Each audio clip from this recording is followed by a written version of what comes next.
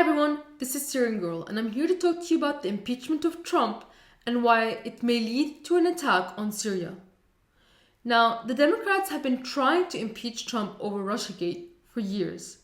I guess since they couldn't do that, they're inventing this Ukraine thing. Trump was talking about Joe Biden's corruption cover-up to the US's ally Ukraine, and that's supposed to be some kind of treason. I guess they think people can't tell the difference between Russia and Ukraine. This is because Trump may have recently done something that angered the deep state. And yes, that includes Democrats like Nancy Pelosi. If this Capitol crumbled to the ground, the one thing that would remain is our commitment to our aid, our cooperation with Israel. That's fundamental. Trump has always been the biggest supporter of Israel. He said himself he's been the best president for Israel. He's done more for Israel than he's done for America. He declared the Golan Heights Israel's instead of Syria's, and the Jerusalem move, even though the world condemned America for it. But recently, Netanyahu didn't do very well in his elections. He needed Trump to go to war with Iran, but instead, during the election, Trump fired neocon John Bolton and said he'd be willing to meet Iranian President Rouhani. Netanyahu isn't getting the blind support he usually gets from Trump. Iran would be the strongest country that the US had ever went to war with. They usually prefer to weaken countries first via sanctions and insurrection, or by getting them to let go of their chemical weapons. A war with Iran would have wider ramifications, and its effects could go as far as Europe, especially if the Hormuz Strait is blocked. So, at the same time that Trump is being threatened with impeachment, the deep state is trying to make him go to war. Lindsey Graham is tweeting that Trump needs to escalate war on Syria and attack the Syrian army and assassinate Bashar al-Assad like Reagan tried to do with Gaddafi. It's like Lindsey's Zionist handlers are saying if you don't attack Syria, you won't be getting support from Republicans in the Senate. And Pompeo made similar comments about how he suddenly remembers or discovered that in March, Al-Qaeda accused Syria of using chlorine gas.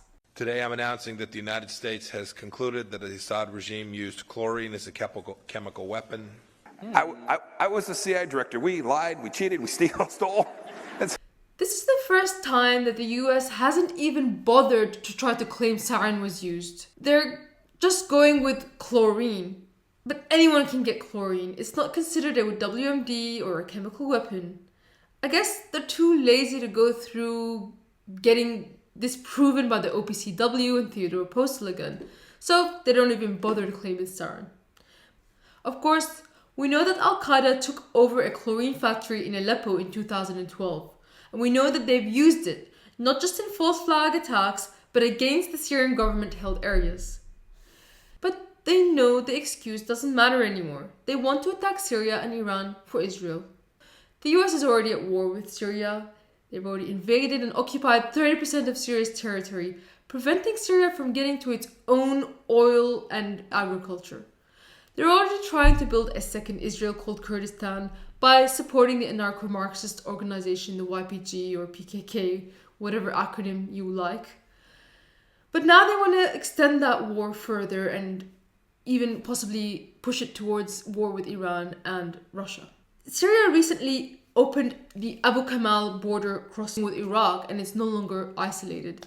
And if the US is going to bomb Syria, it's probably likely they're going to target this location. And Trump in his history has shown that he, caves in most of the time when it comes to the deep state asking him to go to war and neocons asking him to do something. So it's probably the case that he's going to do the same thing, especially with this impeachment hanging over his head. But we all remember that his base of support voted for him because he promised to end wars in the Middle East. He promised to pull out of Syria, to stop supporting Al-Qaeda terrorists or PKK terrorists. His base needs to be his spine and his backbone during this. And people need to call out the agenda behind Lindsey Graham and Pompeo's comments and Nancy Pelosi's push for impeachment. Thank you very much for listening. This has been Syrian Girl. Please subscribe for more news and analysis.